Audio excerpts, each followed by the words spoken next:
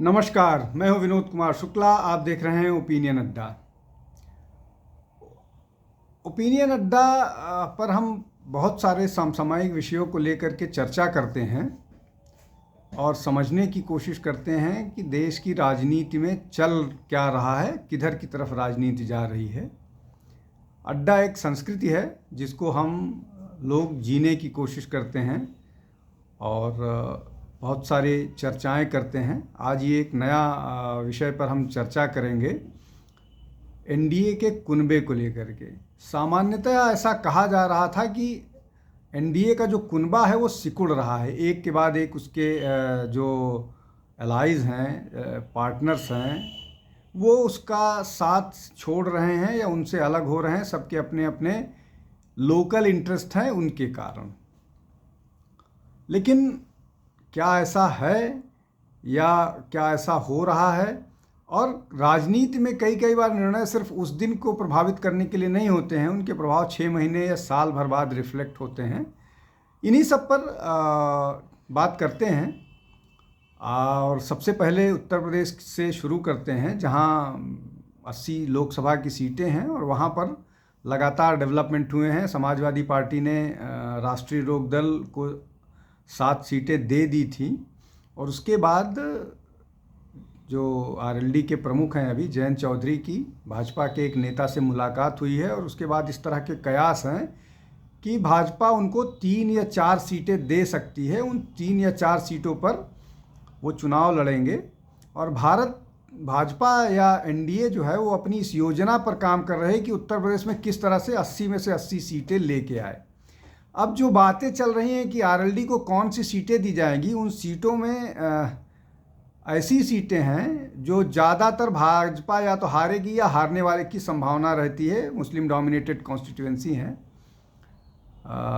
तो वो सीटें हैं। एक सीट मथुरा या बागपत ऐसी है जो भाजपा जीतती रही है, वो उनके पास चली जाएगी। संभल उनके पास जा सकती है अगर 3 सीटें मिलती हैं तो। मृगांगा सिंह जिस पर चुनाव लड़ती रही हैं, वो सीट जा सकती है। तो 2 मुस्लिम डोमिनेटेड सीट, एक मथुरा या बागपत वाली सीट आरएलडी को जीत जा सकती है और आरएलडी भाजपा के साथ लड़ेगी तो ये तीनों सीटें जीत सकती है 100% स्ट्राइक के साथ। और यही कारण था कि 7 सीट लड़के 7 में हार जाना और 3 सीट पा करके तीनों जीत लेना को प्राथमिकता दिया जयंत चौधरी ने। उत्तर प्रदेश में इस तरह से सुभाषपा के साथ गठबंधन हो चुका है। उसके अलावा संजय निषाद की पार्टी, निषाद पार्टी के साथ भाजपा का समझौता है, अपना दल है ही है।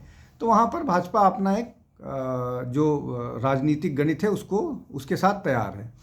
नीतीश कुमार की एक बार फिर एनडीए में वापसी ने उत्तर प्रदेश बिहार में भी भाजपा को मजबूत करने का काम किया है। जो भाजपा वहाँ बिहार में कमज़ोर दिख रही थी, अब एक नए राजनीतिक समीकरण के साथ 2019 के चुनाव को रिपीट करने वाली स्थिति में फिर आएगी।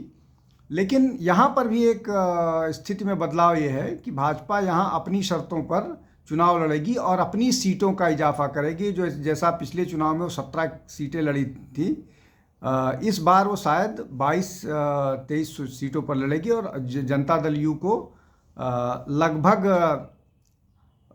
10 से 12 सीटों पर समझौता करना पड़ेगा। तो ये 2 प्रमुख हो गए, जहां पर अगर आप देखें तो 80 + 40 120 सीटों का फैसला होना है इन पर। अब एक और महत्वपूर्ण उसकी चर्चा करते हैं प्रदेश की, महाराष्ट्र, जहां पर 48 सीटें हैं और शिवसेना के 2 फैक्शन, राष्ट्रवादी कांग्रेस के 2 फैक्शन और छोटे छोटे और दल को अगर ले लिया जाए तो वहाँ लगभग 5-6 राजनीतिक दल चुनावी मैदान में होंगे। लेकिन महत्वपूर्ण बात यह है कि अभी जिस तरह से जो ब्रेक अवे शिवसेना, मतलब शिवसेना उद्धव है, उसके प्रमुख ने वंदे भारत ट्रेन में अपनी एक तस्वीर साझा की। जो वंदे भारत ट्रेन प्रधानमंत्री नरेंद्र मोदी के लिए बहुत महत्वपूर्ण या बहुत उस तरह का प्रोजेक्ट है, वो उसको देख करके ऐसा लग रहा है कि शिवसेना एक बार फिर वापसी कर सकती है भाजपा में। तो एक ये है मसला। अब उसके बाद एक और महत्वपूर्ण एलाई भारत का भाजपा का है शिरोमणि अकाली दल, जो भाजपा के साथ दूर हो गया था। कृषि कानून को लेकर के उन्होंने भाजपा से अपनी दूरी बना ली थी। चंडीगढ़ के मेयर के चुनाव में भाजपा और शिरोमणि अकाली दल ने मिलकर अपना मेयर चुना है। और भी कुछ इस तरह की बातें निकल कर के आ रही, जिससे लग रहा है कि आज नहीं तो कल उन पर भी, या चुनाव से पहले उनको भी ऑन बोर्ड लाने की कोशिश की जाएगी। तो शिरोमणि अकाली दल भी लगभग उस तरह की स्थिति में है। टीडीपी, बीजेपी और पवन कल्याण मिल करके आंध्र प्रदेश में चुनाव लड़ सकते हैं, और इसमें भाजपा वहाँ पर बहुत मजबूत स्थिति में नहीं है, लेकिन अलायंस के साथ निश्चित तौर पर वो मजबूती से करेंगी। और जो प्रधानमंत्री ने कहा था कि हम एनडीए जो है 400 का आंकड़ा पार करेगी, तो उसमें इस अलायंस, इन 3 राजनीतिक दलों का साथ होना बहुत महत्वपूर्ण है और बड़ा मायने रखेगा।